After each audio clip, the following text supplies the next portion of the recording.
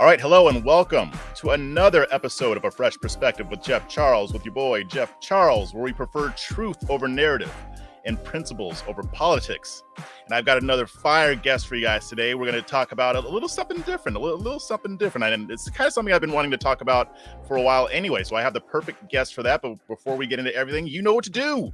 You need to like this. You need to share this. And you got to hit that subscribe button if you're not already subscribed. That way you'll be notified whenever I upload a new interview, which I do every Wednesday and Friday evening at 7 o'clock Eastern Standard.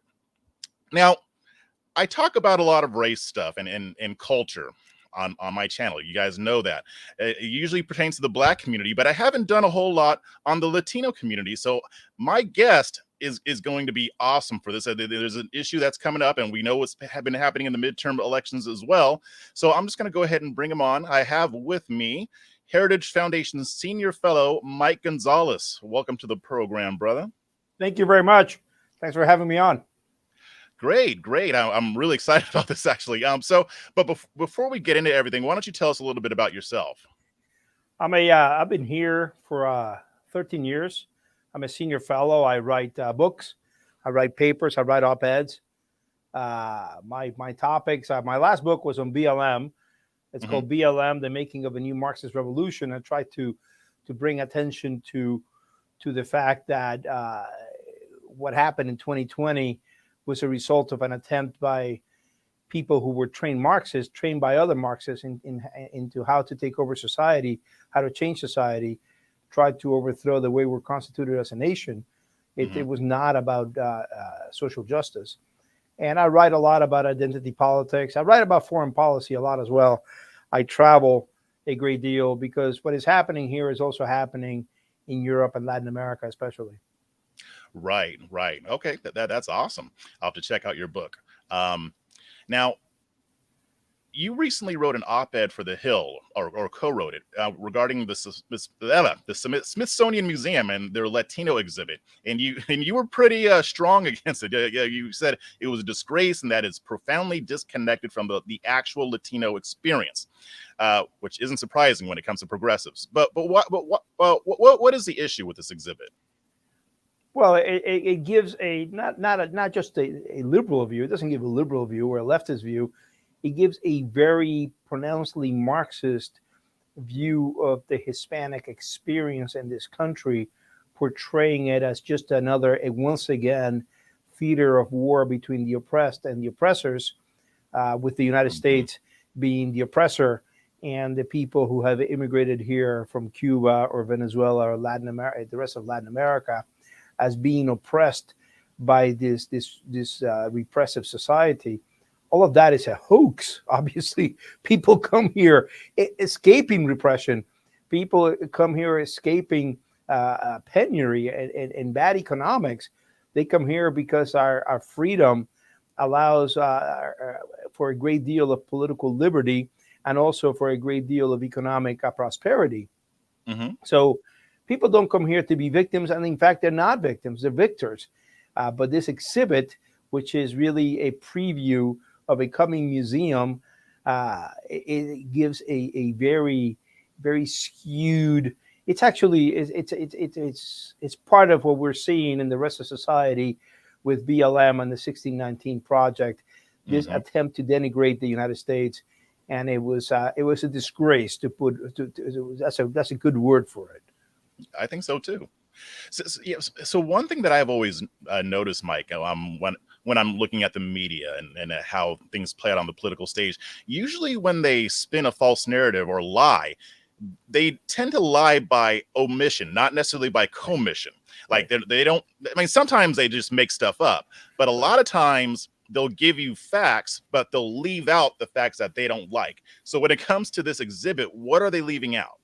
So this exhibit lies by omission and by commission.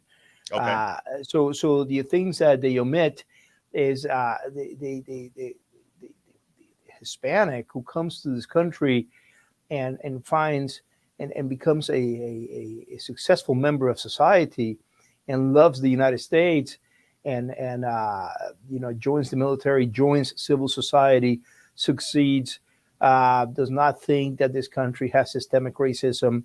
In fact, loves America. That is nowhere. That's the vast majority of America, which includes Hispanic America, and yet Sure. it's nowhere to be found there. The museum, the exhibit then lies by commission in many other ways. It presents, for example, Cuban Americans as having come here for economic reasons, whereas that was not the case in the least. In fact, especially at the beginning, the people who came here were wealthy. They came here seeking political liberty. And it also says, for example, that the Texas Revolution was an attempt to salvage slavery because Mexico had gotten rid of slavery. Mexico was an abolitionist state. That is a complete misinformation. It's lying about the Texas Revolution. It has many things like that. So they didn't make any mention at all of people escaping from tyranny, particularly Castro is not Latinos. mentioned once. The Castro family is not mentioned once. You know who is mentioned? Fulgencio Batista, the dictator who ran Cuba between 1952 and 1958. In other words, he left 64 years ago. They mention him as a puppet of the United States, supported by the United States because of our obsession with fighting communism. That's the lengths to which this disgraceful exhibit by the Smithsonian, paid for with our tax dollars, goes to hide the truth about Cuban Americans. They cancel Cuban Americans. They cancel their experience. You know, it's interesting to me that they'll talk about Latinos being oppressed in America, but they won't talk about the oppression that a lot experience in their home countries. It's crazy. Who do you know who the individuals were who created this exhibit? No, but I know them very well. I don't know who they are individually, but I know that they're Marxists. Right. Because they, for example, there's an entry for Orlando Letelier, who was a foreign minister, defense minister and foreign minister, I think, at the same time, for Salvador Allende, the Marxist president of Chile. Orlando Letelier was a darling of the Marxist left of the 1970s. He was a Castro sympathizer who ended up being assassinated in Washington, I believe, in 1977. He has nothing to do with the United States. He was a Chilean. It has nothing to do with the American experience. For him to have an entry means that the people who have done this have long studied the subject of Marxist grievances. That there's no mention of a Sandinista oppression. However, the Contras, this is back to the 1980s now, the Contras are called out for their terror. The Contras are obviously the U.S.-supported rebels who forced the Sandinistas to finally have elections, which they lost in Nicaragua in 1989. This happened in the 80s, 40 years ago. Happened in the 70s, 50 years ago. These people, the people who created this museum, have long been steeped in Marxism. I don't know their names, but I can tell you that. Yeah. Gotcha. So what do you think is the narrative that they're trying to spin here? The narrative is just that. It's what we're facing in all of society. It's what you and I face. Look, we're engaged in a very significant battle of ideas right now in this country. America has finally woken up. The American people, that sleeping giant, has been awakened to the woke. And we're fighting a battle of ideas over the fact that they want to overthrow our history. They want to overthrow our present reality. They want to overthrow the matrix of ideas completely. These are followers of Antonio Gramsci, the communist leader of the 1920s in Italy, who talked about a hegemonic narrative that needed to be overthrown and create a class consciousness. This is what they're trying to create. I am telling you, this is the people who created this, and this is what they're trying to do. So, was there any mention of Latino Americans who made like great accomplishments or overcame it? No. Overcoming adversity. The ones they mentioned they mentioned many transsexuals. They mentioned many everybody on the left, who is of Hispanic origin, even the center left people like Sonia Sotomayor, a member of the Supreme Court, one of the 9 justices of the Supreme Court. There's no mention of Ileana Latino, who was a representative from Florida, the first Hispanic elected to the U.S. House of Representatives, obviously the first Cuban American, Ileana Ross Lednin. No mention of her. No mention of Marco Rubio, Ted Cruz. No mention of anybody on the right. Sure. Yeah, of course. And the reason I asked that question is because one of my biggest gripes with the way these people talk about history, especially when it concerns the Black community, they don't talk much about the people who actually made accomplishments. Yeah, they'll talk about MLK, Martin Luther King, Malcolm X, and stuff like that, but they don't talk about the patriots who basically were responsible for making sure that we won the Revolutionary War, or all the great contributions. But they will talk about the oppression. They won't talk about where we overcame. So I'm not surprised to hear you say that. No, it's the same thing. Look, the left doesn't even like Frederick Douglass now. The great abolitionist of the 19th century. You know why they don't like Frederick Douglass? Because Frederick Douglass liked the Constitution and the Declaration, two documents that stand in their way of transforming society. So this is what and look, the important thing to understand here, I haven't gotten into this yet. Yeah. This exhibit previews a coming Latino museum. This Latino museum was passed in 2020, signed by President Trump mistakenly, erroneously had the support of many Republicans who bought the narrative by the leaders of this museum, that this museum was going to be unbiased and give an objective view. I warned at the time, I've been warning for years. I wrote a piece for the Washington Post. I wrote in many places 6-7 years ago. Do not ever approve this. First of all, the Latino identity is a synthetic creation of the left to begin with. Right. I spoke this year at the Cuban American Museum in Miami. Very proud to do so. We'll do so again. I'm traveling to Texas, to the Rio Grande Valley, to meet with Mexican American leaders in a week and a half. But this idea, this Hispanic, the Latino identity category itself is dubious. But I also knew, more importantly than that this museum was going to be a hothouse to curate and incubate grievances against the United States. And I said it 6 years ago. Nobody likes to be told, I told you so. But I'm telling Republicans in Congress, in the House and the Senate, I told you so. You made a huge mistake when you approved this in 2020. This is unsolvable. This cannot be fixed, no matter what you're being told right now, because I know that the leaders of this museum, of this exhibit, are now telling people, oh, no, we can fix this. We can fix this. No, it cannot be fixed. It will never be fixed. Do not appropriate a single penny for the construction of this museum. Yes, and I saw that in your op-ed. I was like, why did they fall for that? Because Stevie Wonder could see what these people were going to do, when they made this exhibit. Why did they fall for it, do you think?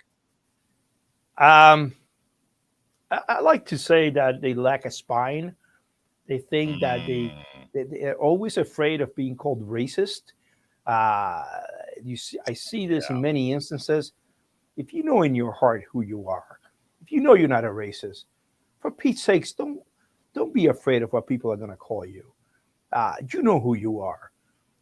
It was very clear to me that this museum was going to be exactly what this exhibit has been. This exhibit is 100% confirmation of my fears. And it's funny, they're still going to be called racist. Even though they agree to it, they're going to be called racist anyway. So you might as well stand on principle. Mike Lee did. Mike Lee, to his credit, was a lone dissenter in not voting for this. Well, good on him, definitely. Now, but this also kind of relates to what we're seeing now in the midterm elections. It seems like the Democratic Party is more and more out of touch with Latinos, and as a result, we have a lot of Latinas who are running and winning. There's been a shift. And I'm seeing it a little bit in the Black community too, but it's even more so with Latinos. Why is this shift that's happening to the right? For many reasons. I think it's because the the Democratic Party has gone woke. Everything, there's this 56 genders. A boy is a girl is a boy. Latinx, which offends 40% of Hispanics and is used by less than 2% of them. It's a woke term of the left. NPR also paid for it with tax dollars, just like the Smithsonian uses it, but nobody else uses it. You go into a bodega in the Bronx or a coffee shop in Miami, you're not going to hear a single person, I guarantee you, using the word Latinx. So I think that these things have really offended Americans with background in Latin America, and what we saw in 2020 were huge shifts, not just among Cuban Americans who've always voted conservative. In the Rio Grande Valley, the shifts in these counties was of 30, 40 points, 20 points between 2016 and 2020. Trump actually won a county. I believe it was Zapata County, which is 95% Mexican American. We have 6 Latinas running as Republicans in November. This is unheard of in places. And 5 of them are of Mexican American origin. All 6 of them are American, obviously. They're American. Sure. That's what they are. They feel and act as Americans. This is why the New York Times smear them as right-wing Latinas. So it's always seemed like the Democrats were able to win in the past 70% of the Latino vote, largely because of immigration, things like that. That's always been the perception. But I've kind of doubted that. I mean, and this is kind of bearing this out. I mean, because Republicans are supposed to be tough on immigration, but some of them actually mean it, like Trump did. I mean, Trump was very strong on the border. So doesn't this kind of like show that, Latinos aren't exactly in favor of illegal immigration? No, immigration was never the issue. I wrote this years ago in a book I wrote years ago. Immigration was always very low. I think that Democratic Party was able to appeal to a large segment of the Hispanic, quote unquote, vote. Although there is no Hispanic vote, there's a Mexican American vote, and in fact, even that is too general. You have to talk about the Mexican American vote in the Rio Grande Valley, the Mexican American vote in Houston, the Mexican American vote in Southern California. Very different. The same thing with Cubans, by the way. There's a Cuban American vote in Miami, which is very different from the Cuban American vote in New Jersey, for example, who has given us Robert Menendez and Albio. His name escapes me at the moment. It's going to come back to me. Cirrus, who's a Democrat. But they were able to resonate with about 70% by going to them and speaking to them, something Republicans never really did. And I would argue they really don't do that well anymore. Still don't do that that well. And they were able to talk about programs, big government.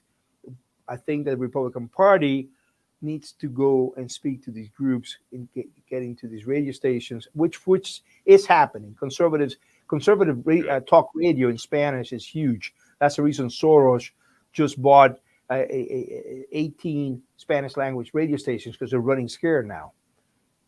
Wow. So do you think this shift is more of a result of Democrats pushing Latinos away, or you did mention a few things, but how much of it do you think is the Republican Party actually trying to get it together? Because I've had the same complaint about the Black community. They don't talk to Black people like that, but now they're starting to.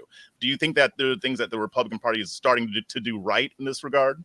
I would say if I had to put a numerical value on it, I would say it's 80% the left going nuts and woke, and 20% conservatives actually beginning to make some inroads. Maybe 70-30 if I'm generous. If you're generous, yeah. I think that's about right. But going forward? I mean, because the thing is, if that's the reason, if it's 80% the Democrats pushing them away, all it takes is for the Democrats to stop being woke or to stop being stupid with it, and they might go back. So, I mean, how do you think that conservatives should keep up this momentum? What should they be doing? I don't know the direction. Well, you've driven a car. It's very hard to stop a moving vehicle on a dime. Look what's happening with loan forgiveness. This is just bad politics. I don't get the calculation.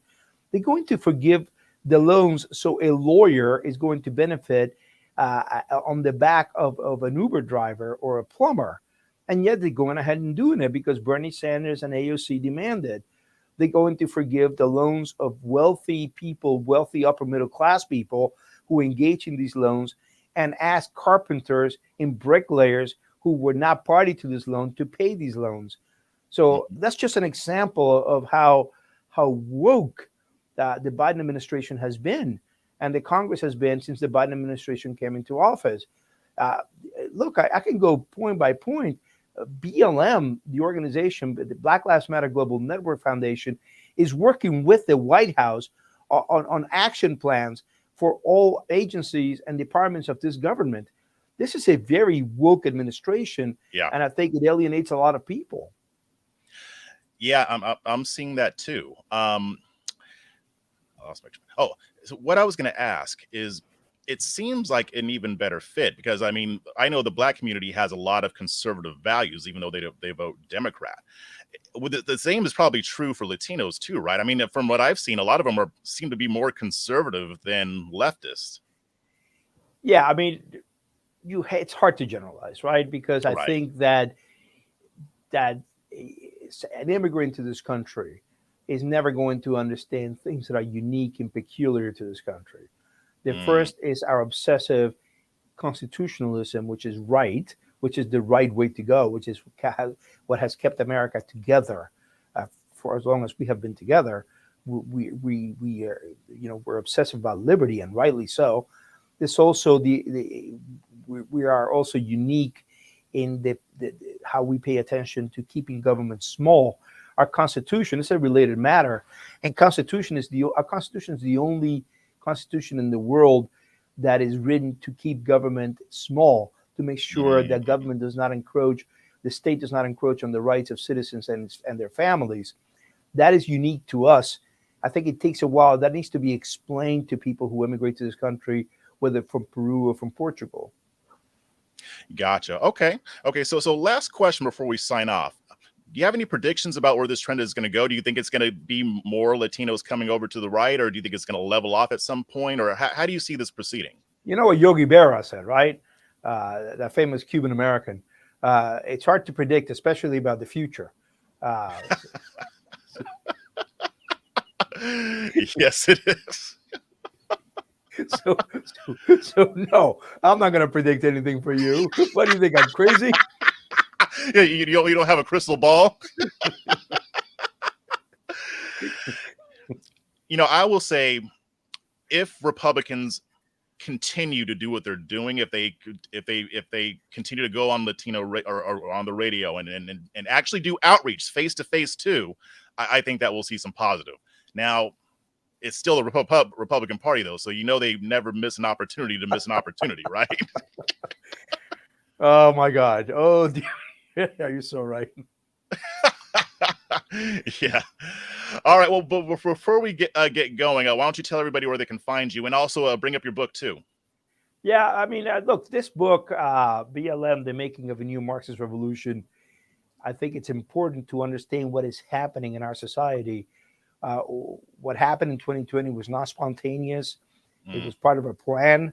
The people who trained Alicia Garza and Opal Tometi and Patrice Couleurs were Marxist ideologues who understood Gramsci, who understood Gramsci's ideas as a hegemonic narrative and the war of position. And I think that Americans need to understand, and they actually are understanding it. I traveled to 30 cities in 2021 last year. I'm strapping myself for 6 weeks of heavy travel through November. So I think Americans are getting it. And I think my book, BLM: The Making of a New Marxist Revolution, helps a lot in this matter. And you can get it through Amazon, which actually is very useful because you get it the next day. Awesome. Great. Well, thanks for joining the program, and hopefully I can have you back on. Anytime, man. I had a great time. Thanks a lot. No problem.